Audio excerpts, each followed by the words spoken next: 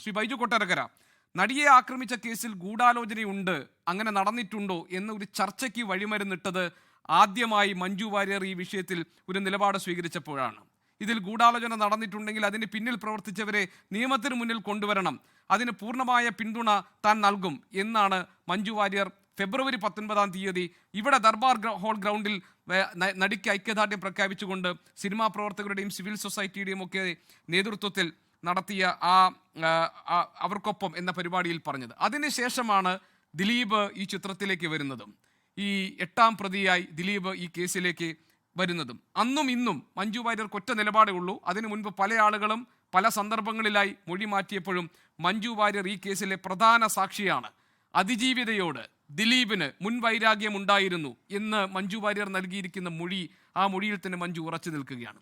പക്ഷേ ശ്രീ ബൈജു കൊട്ടാരക്കര, ഇവിടെ പ്രോസിക്യൂഷനെ സംബന്ധിച്ച് കോടതി മുൻപാകെ തെളിയിക്കാനുള്ളത് ഈ ഗൂഢാലോചനയിൽ ദിലീപ് ഭാഗമായിരുന്നു എന്നതാണ്. അതായത് പൾസർ സുനിയെ കൊണ്ട് ഇത് ചെയ്യിപ്പിക്കാൻ കോടികൾ വാഗ്ദാനം ചെയ്തു.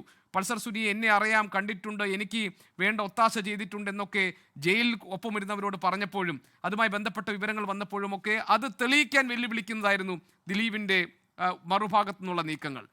പ്രോസിക്യൂഷൻ ഇപ്പോൾ പറയുന്നു എല്ലാ കാര്യങ്ങളും ബോധ്യപ്പെടുത്താൻ ഞങ്ങൾക്ക് സാധിച്ചിട്ടുണ്ട്, അതുകൊണ്ട് ശുഭാപ്തി വിശ്വാസത്തോടു കൂടി നാളത്തേക്ക് വിധിക്ക് വേണ്ടി കാത്തിരിക്കുന്നു എന്നാണ്. ശ്രീ ബൈജു കൊട്ടാരക്കര, ഈ കാര്യത്തിൽ അതിജീവിതയ്ക്ക് നീതി കിട്ടണമെന്ന നിലപാട് ആവർത്തിച്ച് പറഞ്ഞുകൊണ്ട് ചർച്ചകളിൽ പങ്കെടുത്തിട്ടുള്ള ആളാണ് താങ്കൾ. താങ്കൾ വിധി വരുന്നതിൻ്റെ ഈ തലേന്നാൾ പ്രോസിക്യൂഷൻ പ്രകടിപ്പിക്കുന്ന ആത്മവിശ്വാസത്തെ എങ്ങനെ കാണുന്നു? പൾസർ സുനിക്ക് ഏതാണ്ട് 1.5 കോടി രൂപ ദിലീപ് വാഗ്ദാനം ചെയ്തു, അതിനുള്ള തെളിവുണ്ട് എന്നൊക്കെ അന്വേഷണ സംഘം പറയുന്ന ആ ഘടകങ്ങളെ താങ്കൾ എങ്ങനെ വിലയിരുത്തുന്നു? എത്രത്തോളം പ്രതീക്ഷയിലാണ് താങ്കൾ ഇരിക്കുന്നത്? ഗോപികൃഷ്ണൻ, തീർച്ചയായിട്ടും നാളെ വിധി വരുന്ന ഈ കേസിൽ 2017 ഫെബ്രുവരി 17 നടന്ന ഈ സംഭവം നടന്ന് പിറ്റേ ദിവസം തന്നെ എറണാകുളം പ്രസ് ക്ലബ്ബിൽ മാക്ട ഫെഡറേഷൻ പ്രസിഡന്റ് ആയിരുന്ന ഞാൻ പിറ്റേ ദിവസം രാവിലെ 10 മണിക്ക് തന്നെ ഒരു പ്രസ് മീറ്റ് നടത്തിയതാണ്. ആ പ്രസ് മീറ്റിൽ ഞാൻ പറഞ്ഞിരുന്നത് സിനിമയിൽ നിന്ന് തന്നെയാണ് ഈ സംഗതി ഉണ്ടാകുന്നത് എന്ന് പറഞ്ഞിരുന്നു. സിനിമക്കാരറിയാതെ ഇത് നടക്കില്ല എന്നും പറഞ്ഞിരുന്നു. പക്ഷേ ഗോപികൃഷ്ണൻ ചോദിച്ച പോലെ ഇതിനകത്ത് ഏതാണ്ട് 28 സാക്ഷികളാണ് കൂറുമാറിപ്പോയത്. ഈ 28 സാക്ഷികൾ കൂറുമാറിയതിനകത്ത് സിനിമയ്ക്കകത്തുള്ള പ്രബലന്മാരായ ആളുകൾ തന്നെയുണ്ട്. നടൻ മുകേഷ് തുടങ്ങി ഇടവേള ബാബു, പിന്നെ ഭാമ നടി ബിന്ദു പണിക്കർ, നടൻ സിദ്ദിഖ്, അങ്ങനെ 28ഓളം പേർ ഈ മൊഴി പോലീസിന് കൊടുത്ത മൊഴി മാറ്റി പറഞ്ഞ ആളുകളാണ്. ഇതിനകത്ത് ഒറ്റ കാര്യമേ ഉള്ളായിരുന്നുള്ളൂ. ഈ കോൺസ്പിറസി തെളിയിക്കാൻ പൾസർ സുനിയുമായി ദിലീപിന് ബന്ധമുണ്ട് എന്ന് വളരെ വ്യക്തമായി തെളിഞ്ഞു കഴിഞ്ഞു. ഇപ്പോ പൾസർ സുനിയുടെ അഭിഭാഷകനായ പ്രതീഷ് എന്ന് പറയുന്ന അഭിഭാഷകൻ വരെ പരസ്യമായിട്ട് 3-4 ദിവസം മുമ്പിൽ പറഞ്ഞു തുടങ്ങി പൾസർ സുനിക്ക് ദിലീപിനെ നേരത്തെ തന്നെ അറിയാം. അതായത് പൾസർ സുനിയുമായി ദിലീപിന് ബന്ധമുണ്ടോ എന്നതല്ല, പൾസർ സുനിയുമായി ദിലീപിന് സാമ്പത്തിക ഇടപാടുകൾ ഉണ്ടായിട്ടുണ്ടോ, ആ സാമ്പത്തിക ഇടപാടുകൾ നടത്തിയത് ഈ കൃത്യം നിർവഹിക്കാൻ വേണ്ടി ദിലീപ് കൊടുത്ത ഒരു കൊട്ടേഷൻ ഏറ്റെടുത്തതിന്റെ ഭാഗമായിരുന്നോ എന്നൊക്കെ തെളിയിക്കപ്പെടേണ്ടതുണ്ട്. അല്ലെങ്കിൽ അതിൻ്റെയൊക്കെ കൃത്യമായ തെളിവുകൾ കോടതിയെ ബോധ്യപ്പെടുത്തേണ്ടതുണ്ട്. ആ അർത്ഥത്തിലാണല്ലോ അല്ലേ താങ്കൾ ഇതൊക്കെ പറയുന്നത്? തീർച്ചയായും അത് തന്നെയാണ് ഗോപികൃഷ്ണൻ പറഞ്ഞു വരുന്നത്. തീർച്ചയായും, അതായത് ഈ പൾസർ സുനിയുടെ അമ്മയുടെ അക്കൗണ്ടിലേക്ക് കൊടുത്ത പണം ഉൾപ്പെടെ പല കമ്പനികളുടെ പേരിൽ, പല സിനിമാ കമ്പനികളുടെ പേരിൽ ഈ പൾസർ സുനിക്ക് പണം അയച്ചത് ഉൾപ്പെടെയുള്ള രേഖകൾ പിന്നെ പോലീസ് കോടതിയിൽ ഹാജരാക്കിയിട്ടുണ്ടെന്നാണ് എനിക്കറിയാൻ കഴിയുന്നത്. കാരണം അതിനകത്ത് അത്രത്തോളം പൾസർ സുനി എഴുതിയ 2 കത്തുകൾ, പൾസർ സുനിക്ക് ഇപ്പൊ മനംമാറ്റം വന്നുപോയി, പൾസർ സുനി നല്ലവനായി എന്നൊക്കെയാണ് പൾസറിന്റെ അമ്മ പോലും പറയുന്നത്. അതൊക്കെ എന്തോ ആയിക്കോട്ടെ, പക്ഷെ എന്നിരുന്നാലും ഈ പൾസർ സുനിക്ക് 1.5 കോടി രൂപ കൊടുത്തിരുന്നെങ്കിൽ ആ 1.5 കോടിയല്ല അതിൽ കൂടുതലും ഞാൻ കൊടുത്തേനെ, ഇയാൾ ഈ കുഴപ്പത്തിന് പോയതാണെന്ന് ദിലീപ് പറയുന്ന വോയിസ് ക്ലിപ്പ് വരെ കോടതിയിൽ കൊടുത്തിട്ടുണ്ടെന്നാണ് ഞാൻ അറിയുന്നത്. ആ വോയിസ് ക്ലിപ്പ് എന്റെ പക്കലുമുണ്ട്. ആ വോയിസ് ക്ലിപ്പ് പല ചാനലുകളും പിന്നെ ടെലികാസ്റ്റ് ചെയ്താണ്, 24 ഉൾപ്പെടെ ടെലികാസ്റ്റ് ചെയ്താണെന്ന് എന്റെ ഓർമ്മ. അപ്പോ അങ്ങനെയുള്ള വോയിസ് ക്ലിപ്പുകളുടെ ഒരു ബഹളം തന്നെ ഉണ്ടായിരുന്നു. ദിലീപ് തന്നെ പറഞ്ഞ കാര്യങ്ങൾ, അതുപോലെ മെമ്മറി കാർഡ് വീട്ടിലിട്ട് കണ്ട കാര്യങ്ങൾ. ഈ ഒരു ദിലീപിന്റെ കയ്യിലുള്ള ഫോണുകൾ, 4 ഫോണുകൾ ഹൈക്കോടതി എത്ര തവണ ആവർത്തിച്ചു ചോദിച്ചു, എത്രയോ തവണ ഹൈക്കോടതി ഉത്തരവിട്ടു ആ ഫോണുകൾ ഹാജരാക്കണം. എന്നിട്ട് ഹാജരാക്കിയോ? അവസാനം കൊടുത്തു. ചണ്ടിയായ 3 ഫോണുകൾ ഹൈക്കോടതിയിൽ കൊണ്ടുകൊടുത്തു. ബോംബെയിൽ കൊണ്ടുപോയി, അഡ്ലാബിൽ കൊണ്ടുപോയി, അതിനകത്തെ പിന്നെ വിവരങ്ങളെല്ലാം അതിൽ നിന്ന് ഡിലീറ്റ് ചെയ്ത് കളഞ്ഞിട്ട് വെറും ഫോണുകൾ മാത്രം കോടതിയിലേക്ക് കൊണ്ടു കൊടുത്തു. എറണാകുളത്തെ ഹയാത്ത് റീജൻസിയിലും അതേപോലെ പിന്നെ പനമണ നഗറിലുള്ള റീജൻസി ഹോട്ടലിൽ ഒരുമിച്ച് റൂം എടുത്തിരുന്നിട്ട് അവിടെ സായി ശങ്കർ എന്ന് പറഞ്ഞ ഒരു ചെറുപ്പക്കാരനെ കൊണ്ട് ഈ വക്കീലും ദിലീപും കൂടെ ഒരുമിച്ചിരുന്ന് ഫോണിനകത്തുള്ള വിവരങ്ങളെല്ലാം എടുത്തു കളഞ്ഞില്ലേ? ഇതൊക്കെ തെളിവുകൾ ഉള്ളതല്ലേ? കുറ്റം ചെയ്യാത്ത ഒരാളാണെങ്കിൽ എന്താണ് ഇതിന്റെയൊക്കെ ആവശ്യം? എന്താണ് ഈ പറയുന്ന കാര്യങ്ങൾ എന്തെങ്കിലും ആവശ്യമുണ്ടോ? അതേപോലെ 67 പ്രാവശ്യമാണ് സുപ്രീം കോടതിയിലും കേരള ഹൈക്കോടതിയിലുമായി ഹർജികൾ കൊടുത്തിരിക്കുന്നത്. 67 തവണ. എന്നിട്ട് പറയുന്നതോ ഞാൻ പിന്നെ കേസ് നീട്ടിക്കൊണ്ടുപോകുന്നു എന്നാണ്.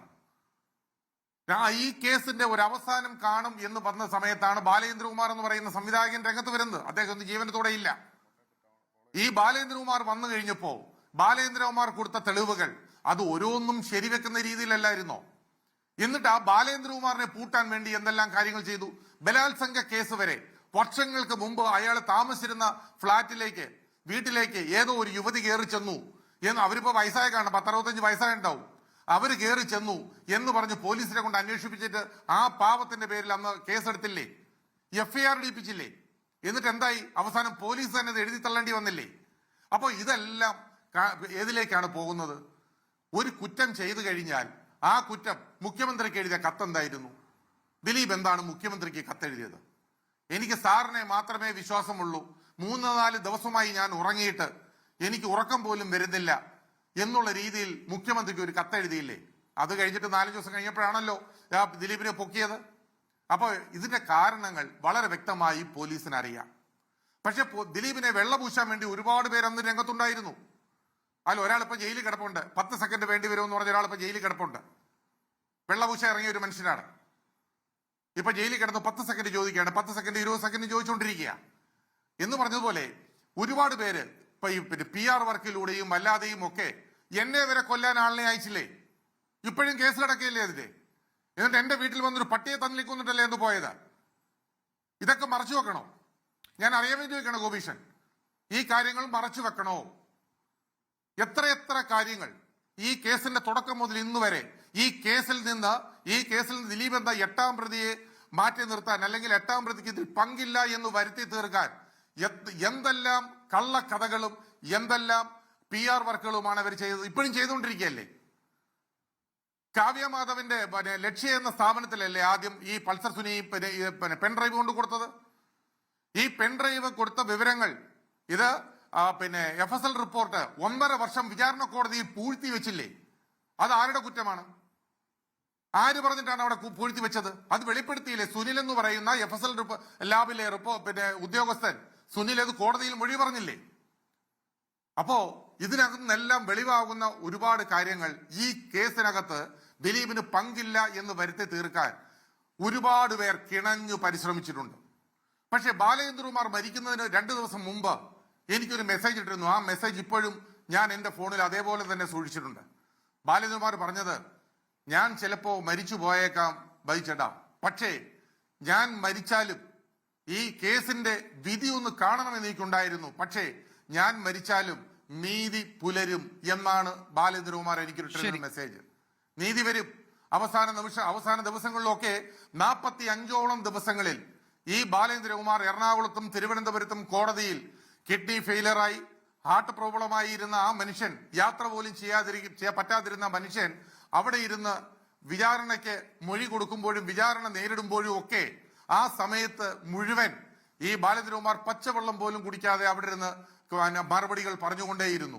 എന്നിട്ട് എന്നോട് തന്നെ അദ്ദേഹം പറഞ്ഞിട്ടുണ്ട്, ജഡ്ജ് പറയുന്ന കാര്യങ്ങളെല്ലാം ക്ഷമയോടെ കേൾക്കുന്നു, എല്ലാം എഴുതിയെടുക്കുന്നു, നമ്മൾ വിചാരിച്ച പോലൊന്നും അല്ല, ഈ കാര്യങ്ങൾ വളരെ ഭംഗിയായി ആ ജഡ്ജ് നിർവഹിക്കും എന്നാണ് എനിക്ക് ഉറപ്പുള്ളത് എന്നാണ് ബാലേന്ദ്രകുമാർ എന്ന് പറഞ്ഞത്. അതുപോലെ തന്നെ ഭവിക്കട്ടെ എന്നാണ് എന്റെയും ആഗ്രഹം. ശരി, ഏതായാലും ശ്രീ ബൈജു കൊട്ടാരക്കര, നാളെ വിധി വരാനിരിക്കുന്നു. മണിക്കൂറുകളുടെ മാത്രം കാത്തിരിപ്പേ നമുക്ക് ആവശ്യമുള്ളൂ. കേരളം കാത്തിരിക്കുന്ന വിധിയാണ്. ഇപ്പോൾ ദിലീപ് 8ാം പ്രതിയായി നിൽക്കുന്ന കേസ് എന്നത് മാത്രമല്ല, അതിനേക്കാൾ അപ്പുറം അല്ലെങ്കിൽ അതിനോടൊപ്പം തന്നെ വലിയ ഗ്രാവിറ്റി ഈ കേസിനുണ്ട്. നേരത്തെ തമ്പി സാറ് പറഞ്ഞതുപോലെ തന്നെ സ്വന്തം സഹപ്രവർത്തകയെ പീഡനത്തിനിരയാക്കാൻ കൊട്ടേഷൻ കൊടുത്തു എന്ന കേസ് തന്നെ രാജ്യ ചരിത്രത്തിൽ ഏറ്റവും പ്രധാനപ്പെട്ട കേസായി നമ്മുടെ മുന്നിൽ ഈ കേസ് നിൽക്കുകയാണ്. ലോകത്തെവിടെയായാലും ഏത് സമയത്തും 24 വാർത്തകളും ഓഗ്മെന്റഡ് റിയാലിറ്റി പാക്കേജുകളും എക്സ്പ്ലെയിനറുകളും വിശദമായി കാണാൻ ഞങ്ങളുടെ യൂട്യൂബ് ചാനൽ നിങ്ങൾക്ക് സബ്സ്ക്രൈബ് ചെയ്യാം.